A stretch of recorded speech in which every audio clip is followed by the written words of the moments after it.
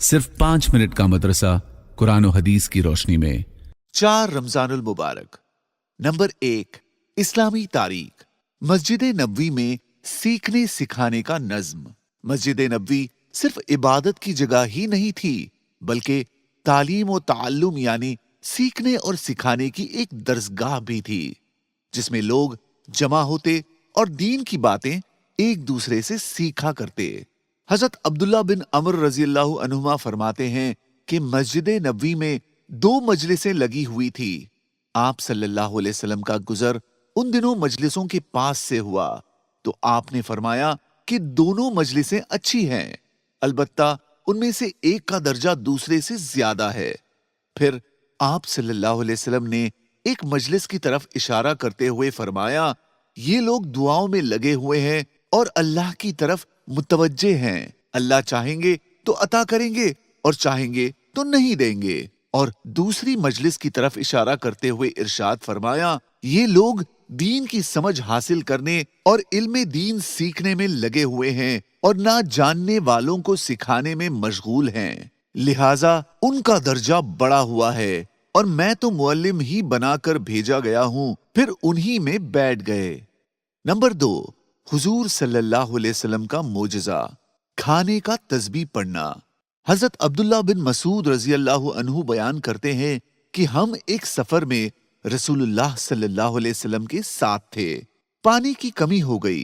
आप सल्लल्लाहु अलैहि वसल्लम ने फरमाया, तलाश करो, किसी के पास कुछ पानी बचा हो तो ले आओ। लोग एक बर्तन ले आए जिसमें जरा सा पानी था। आप सल्लल्लाहु अलैहि वसल्लम ने बर्तन में अपना मुबारक हाथ डाला और फरमाया, वजू का बाबरकत पानी लो और याद रखो, बरकत अल्लाह ताला की तरफ से होती है। हजरत अब्दुल्ला बिन मसूद रज़ियल्लाहु अन्हु फरमाते हैं, मैंने देखा कि आप सल्लल्लाहु अलैहि वसल्लम की उंगलियों से पानी चश्मे की तरह फूट रहा है और ऐसा भी होता था कि हम खाना खाया करते थे और आप सल्लल्लाहु अलैहि वसल्लम के मुंह मुबारक में खाने की तस्बीह अपने कानों से सुना करते थे। नंबर 3, एक फर्ज के बारे में। रमजान के रोजों की नियत का वक्त। रमजान के रोजे और सुन्नत और नफिल रोजों की नियत का वक्त सूरज गुरूब होने के वक्त से लेकर आधे दिन तक है। आधे दिन से मुराद सुबह सादिक से गुरूब आफताब तक का आधा दिन है।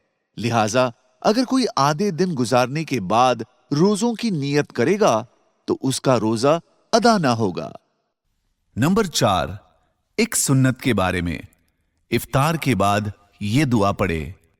रसूलुल्लाह सल्लल्लाहु अलैहि वसल्लम जब इफ्तार कर लेते तो ये दुआ पढ़ते, ذهب الظمأ وابتلت العروق وثبت الأجر إن شاء الله. नंबर 5, एक अहम अमल की फजीलत, रोजेदार को इफ्तार कराना। रसूलुल्लाह सल्लल्लाहु अलैहि वसल्लम ने फरमाया, जो शख्स हलाल कमाई से रमजानुल मुबारक में रोजेदार को इफ्तार कराए, उस पर रमजान की रातों में फरिश्ते रहमत भेजते हैं और शबे क़द्र में जिब्राईल अलैहिस्सलातु वस्सलाम उससे मुसाफा करते हैं और जिससे जिब्राईल अलैहिस्सलातु वस्सलाम मुसाफा करते हैं उसकी पहचान ये है कि उसका दिल नरम और आंखों से आंसू बहते हैं। नंबर 6, एक गुनाह के बारे में। नमाज छोड़ना।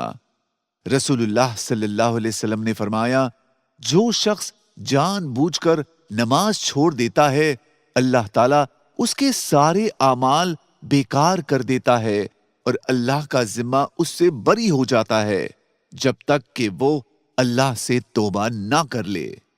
नंबर 7, दुनिया के बारे में। दुनिया का कोई भरोसा नहीं। रसूलुल्लाह सल्लल्लाहु अलैहि वसल्लम ने फरमाया, इस दुनिया की मिसाल उस कपड़े की सी है जिसको शुरू से काट दिया जाए और आखिर में एक धागे पर लटका हुआ रह जाए तो वो धागा कभी भी टूट सकता है। उसी तरह इस दुनिया का कोई ठिकाना नहीं, कभी भी खत्म हो जाएगी। नंबर 8, आखिरत के बारे में। जन्नती अफराद। रसूलुल्लाह सल्लल्लाहु अलैहि वसल्लम ने फरमाया, क्या मैं तुम्हें जन्नती अफराद ना बताऊं? नबी जन्नती है, सिद्दीक जन्नती है, शहीद जन्नती है और वो शख्स जन्नती है जो अल्लाह की खातिर اپنے بھائی سے ملاقات کے لیے بستی کے ایک کنارے سے دوسرے کنارے گیا۔ نمبر 9، طب نبوی سے علاج، بھولنے کی بیماری کا علاج۔ رسول اللہ صلی اللہ علیہ وسلم نے فرمایا، اپنے گھروں کو لبان اور شیخ کے ذریعے دھونی دو۔ نوٹ: شیخ ایک مشہور و معروف خوشبودار پودا ہے جو جزیرت العرب میں کثرت سے پایا جاتا ہے۔ لبان دل کو مضبوط کرتا ہے، بھولنے کو ختم کرتا ہے۔ حضرت ابن عباس رضی اللہ عنہما سے منقول ہے کہ لبان کو شکر کے ساتھ نہار منہ پینا پیشاب اور بھولنے کے لیے بہت اچھی چیز ہے۔ نمبر 10، نبی صلی اللہ علیہ وسلم کی نصیحت، رمضان میں صدقہ۔ رسول اللہ صلی اللہ علیہ وسلم سے پوچھا گیا، کون سا صدقہ افضل ہے؟ فرمایا، رمضان میں صدقہ کرنا۔ جزاک اللہ۔